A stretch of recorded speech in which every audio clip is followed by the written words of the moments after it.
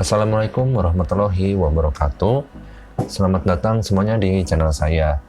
Bagaimana kabar kalian hari ini? Semoga semuanya sehat dan dijauhkan dari segala macam penyakit, serta diberikan kelancaran dalam mencari rezeki.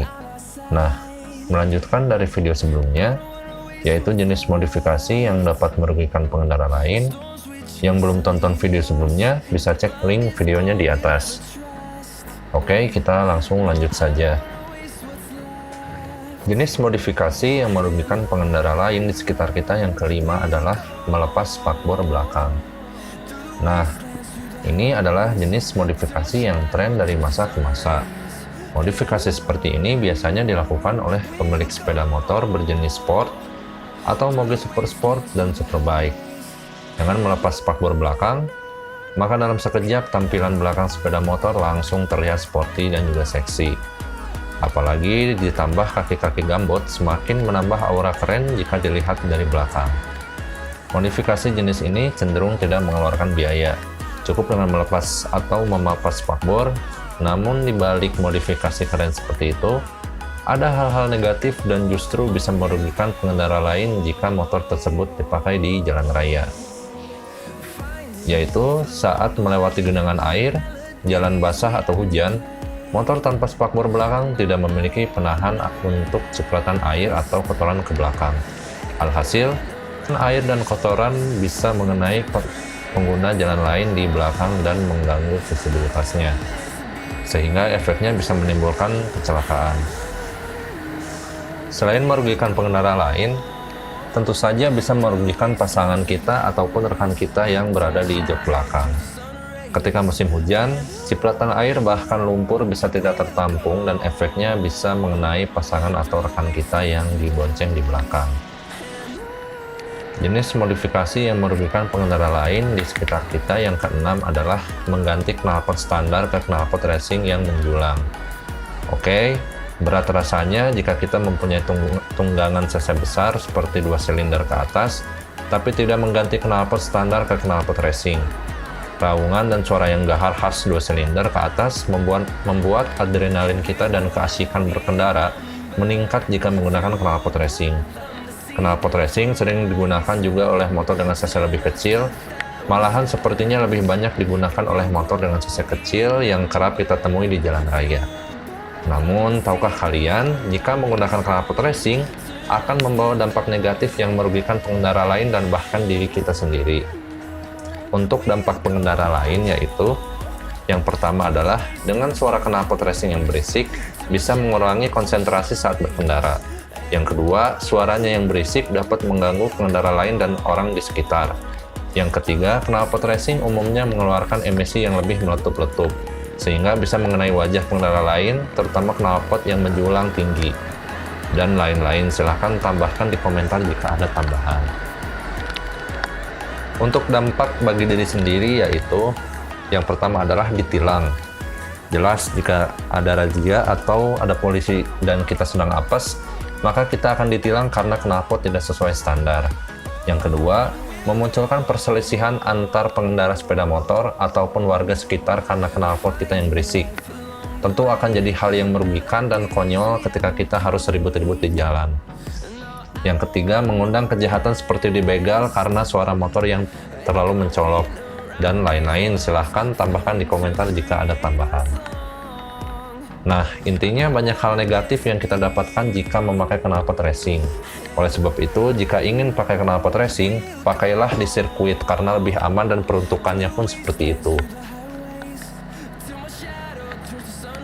Jenis modifikasi yang merugikan pengendara lain di sekitar kita yang ketujuh adalah mengganti spion standar ke spion kecil atau spion bar end.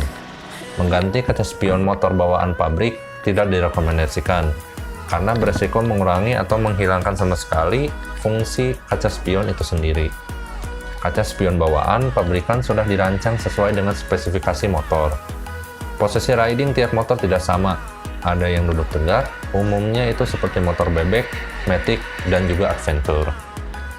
Ada juga yang dengan posisi badan sedikit menunduk, umumnya motor sport. Lebar stang tiap motor juga tidak sama. Karena itulah, derajat kemiringan kaca spion sudah dirancang supaya tidak sulit dilihat oleh pengendaranya. Tapi sebagian pengendara sepeda motor menganggap kaca spion motor orsinil dengan tangkai bawaan pabrik kurang modis dan tidak mengikuti tren terkini. Kaca spion bawaan pabrikan sering dianggap terlalu lebar dan juga besar, sehingga kurang nyaman saat bermanuver di tengah kemacetan lalu lintas. Biker kemudian menggantinya dengan model yang lebih kecil dan tangkai yang lebih pendek sehingga dianggap lebih lihai saat selap-selip. Namun spion kecil ataupun spion bar end bisa merugikan pengendara lain karena bentuknya yang kecil mengurangi visibilitas penglihatan kita. Bisa saja kita tidak sadar bahwa ada pengendara lain di kiri ataupun di kanan kita yang akan menyalip namun tidak terlihat di spion. Alhasil tabrakan pun tidak dapat dihindari. Dalam hal ini spion orsinil tetap menjadi pilihan yang bijak jika kita tipe pengendara yang taat aturan dan mengedepankan keselamatan dalam berkendara. Jenis modifikasi yang merugikan pengendara lain di sekitar kita yang ke-8 adalah pasang strobo dan juga sirine. Nah, ini adalah jenis modifikasi paling menjengkelkan dan juga paling astagfirullah yang sering saya temui di jalan.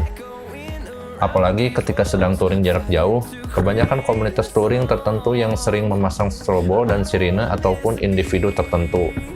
Entah apa urgensi bagi motor kalangan sipil tersebut memasang sirine atau strobo ini. Bagi penggunanya, strobo dapat digunakan untuk membuka jalan saat kondisi lalu lintas ramai. Strobo atau sirine hanya diperuntukkan untuk kendaraan tertentu dalam kondisi darurat seperti ambulan, pemadam kebakaran, dan kepolisian. Dengan bantuan alat ini, petugas bisa segera sampai ke lokasi. Merujuk pada Undang-Undang Nomor 22 Tahun 2009 tentang Lalu Lintas dan Angkutan Jalan, dalam pasal 134 dan 135 dijelaskan, strobo atau sirine hanya boleh digunakan pada kendaraan yang memiliki hak utama di jalan raya. Adapun contoh kendaraannya adalah sebagai berikut: mobil pemadam kebakaran, mobil ambulans, kendaraan darurat pertolongan kecelakaan lalu lintas, kendaraan pemimpin lembaga negara, kendaraan pemimpin negara asing atau tamu negara, konvoi pengantar jenazah, ataupun konvoi tertentu atas pertimbangan pihak kepolisian tentunya. Jadi sudah jelas sepeda motor sipil tidak diperbolehkan menggunakan strobo dan sirine. Oke, itulah 8 jenis modifikasi yang dapat merugikan pengendara lain di jalan raya yang saya rangkum untuk menjadi pembahasan di channel YouTube ini. Faktanya mungkin bisa lebih dari 8 jenis modifikasi yang dapat merugikan pengendara lain. Rangkuman ini saya rangkum dari berbagai macam sumber dan juga pengalaman pribadi. Di sini saya tidak melarang untuk memodifikasi sepeda motor. Justru saya pun tidak munafik karena modifikasi sepeda motor menjadi kesenangan dan kebanggaan tersendiri sehingga kita lebih senang riding dengan tunggangan kita. Namun kita harus bijak juga dalam melakukan modifikasi. Bukan dikurangi part ataupun kualitas dari tunggangan kita, melainkan kita harus modifikasi menggunakan part dengan kualitas yang lebih baik dan yang tidak merugikan pengendara lain maupun diri kita sendiri. Nah, itulah beberapa jenis modifikasi yang bisa membahayakan dan juga merugikan pengendara lain. Ada yang mau menambahkan? Jangan lupa tulis di kolom komentar dan bantu subscribe, dan jangan lupa bagikan video ini agar kita semua sadar akan pentingnya keselamatan dalam berkendara. Terima kasih sebelumnya. Wassalamualaikum warahmatullahi wabarakatuh.